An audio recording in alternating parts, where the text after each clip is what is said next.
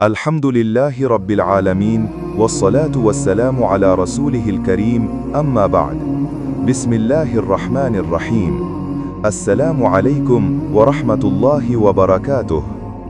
আজ কিভাবে আমাদের কুরবানিকে বিশুদ্ধ করব সেই বিষয়ে আলোচনা করব ইনশাআল্লাহ। সবাই কুরবানি দেয়, কিন্তু সবারটা কবুল হয় না কেন? প্রথমত, যার সলাত নেই তার কুরবানি নেই। যে আল্লাহের ফরজ বিধান 5 ওয়াক্ত সলাত আদায় করবে না, তার কুরবানি শুধুমাত্র গোশত খাওয়ার জন্য হবে।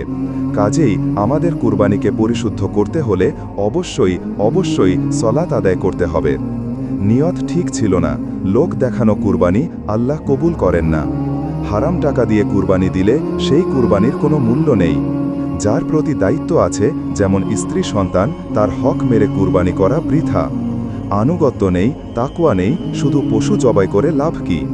কুরবানির মাংস নয়, আল্লাহর কাছে পৌঁছে আমাদের ভয়ভীতি ও তাকওয়া। সূরা হাজ আয়াত 37। যে কুরবানি অহংকার বাড়ায় সেটা কবুল নয়, বরং ধ্বংস ডেকে আনে। সত্যিকারের কুরবানি হল নিজের গুনাহ, লোভ আর অহংকারকে কুরবান করা। আসুন এবারের কুরবানিতে বদলাই নিজেকে, শুধু পশু নয়, বদলায় মন মানসিকতা। তবেই হয়তো আমাদের কুরবানি কবুল হবে আল্লাহর দরবারে। পরিশেষে যেন আমাদের কষ্টে অর্জিত টাকা দিয়ে কুরবানিকে আল্লাহ কবুল করেন এবং আমাদের সঠিক পথ বোঝার এবং জানার জন্য তৌফিক দেন। ওয়ামা তৌফিকি ইল্লা বিল্লাহ। আসসালামু আলাইকুম ওয়া রাহমাতুল্লাহ।